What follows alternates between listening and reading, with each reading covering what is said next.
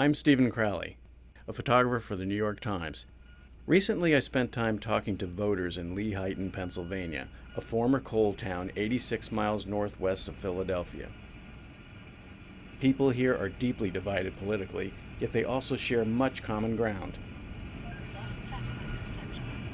Unemployment is extraordinarily high, either way you look at it, whatever percentage. It's historically has been high here since the decline of the coal industry. This area has not adapted. This area has not coped with the absence of such a powerful industry.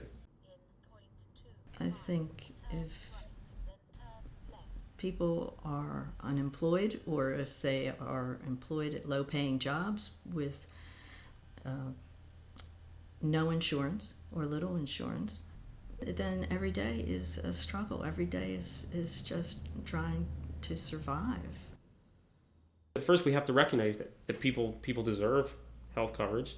I think what people are most fearful about is that it appears to be something along the lines of a single payer system. This is central government taking over our lives from Washington, wherever you are throughout the country. Local government and state government can do more to try to make things work. Hi, George. My name is Alfreda, and I'm a volunteer with the Democrat Election Center. I don't think the problem is Obamacare. I think if people really understood that act, that they would not have a problem with it by and large. The problem is frustration because people are worried about jobs and they are frustrated with Washington politics. Carbon County is ranked, I believe, 57th out of 62 counties for problems with health. They rank high in smoking, binge drinking, and obesity.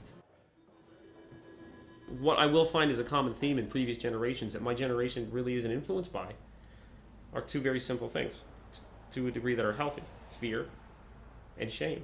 I think that transcends all races and gender, and I think that's very unfortunate. And a sense of fear, which that fear could be instilled by your parents. The bonds of community have even weakened since I was a kid. There's a lot of focus on material gain and wealth. I think it would be very accurate to say people are just far too worried about the bottom line in their own lives, how they can get ahead. There's not a day that goes by that there's not an article in the paper, more than one article in the paper, about whose child now has leukemia, whose husband now has some kind of cancer, and how they can't meet their medical bills. And then the canisters all go out and the spaghetti dinners start, fundraiser after fundraiser after fundraiser. That implies to me a very strong sense of community that's still here.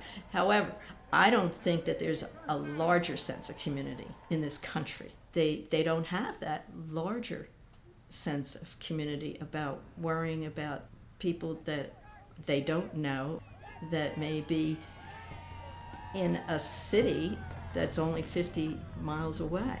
If we as a country and we as a people don't learn to communicate better, don't learn some civility and respect, things will fall apart. We have to have ideals, and we have to have a sense of patriotism and community to keep us bonded, so we don't splinter off into enclaves and cities, red state, blue state.